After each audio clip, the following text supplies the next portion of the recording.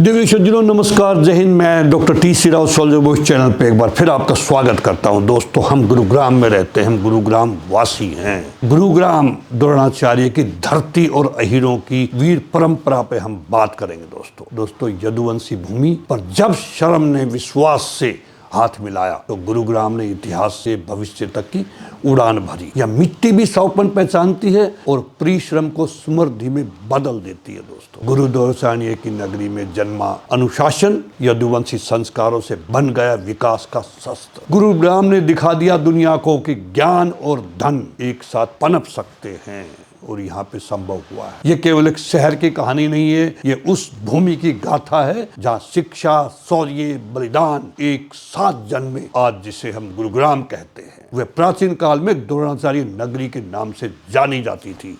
यही वही पावन भूमि है जहाँ गुरु द्रोणाचार्य ने पांडव और कौरव को शस्त्र और शास्त्र की शिक्षा भी दी थी। गुरुग्राम के चारों ओर बसे गांव सिरहौल, चकरपुर, नाथुपुर, वजीराबाद, कन्हई, काटरपुरी, मोल्लाहेड़ा, सराय, बाबूपुर, बादशाहपुर, सिकोपुर, मानेसर, नौरंगपुर, खो, रामपुरा, नखड़ोला, नवादा, कापसेड़ा और रजौखरी दिल्ली के गांव हैं। ये साधारण गांव नहीं है दोस्तों। लोक मान्यता और ऐतिहासिक परंपराओं के अनुसार ये गांव महाभारत काल से अस्तित्व में है। कहा जाता है कि यदि यही गुरुकुल पद्धति से शिक्षा दी जाती थी, जहाँ अनुशासन, त्याग और राष्ट्रीय धर्म जीवन का आधार था उस समय। अगर हम आज से 50-60 वर्ष पीछे जाएं तो इस पूरे क्षेत्र में अहीर समाज का प्रमुख पेशा था देश की रक्षा। ब्रिटिश काल में ये इलाका ब्रिटिश इंडियन आर्मी के लिए एक प्राकृतिक भर्ती केंद्र था। दोस्तों, रिक्रूटिंग ग्राउंड माना जाता था ये। दिल्ली सल्तनत और मुगल शासन के समय भी इस क्षेत्र के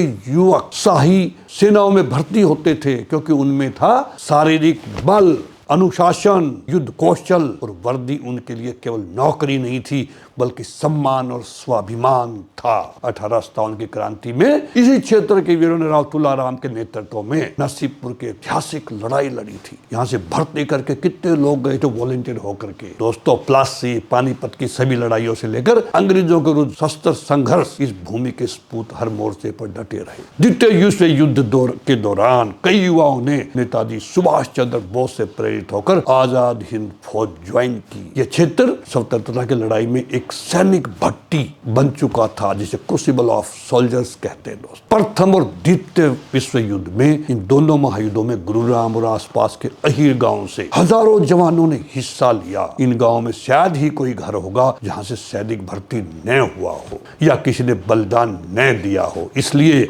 इतिहासकारों ने इस पूरे क्षेत्र को कहा प्री इंडिपेंडेंस इंडिया की सोल्जर्स नर्सरी। लेकिन पिछले 25 वर्षों में एक बड़ा बदलाव आया है। 1991 के बाद उदारीकरण, निजी नौकरियां, कॉर्पोरेट संस्कृति और गुरुग्राम का महानगरीय विकास, इन सब का असर ये हुआ कि सेना में जाने की परंपरा कमजोर पड़ने लगी। आज स्थिति ये है कि जो क्षेत्र कभी सैनिकों से पहचाना जाता था, वहाँ सेना में भर्ती लगभग समाप्ति की ओर है, लेकिन ये दूसरी तरफ बढ़ गए। इतिहास कभी मरता नहीं दोस्तों। ये भूमि आज भी शौर्य, बलिदान और सम्मान की साक्षी है। जरूरत है इस विरासत को सजोने की, नई पीढ़ी को बताने की और वर्दी के प्रति फिर से गर्व जगाने की।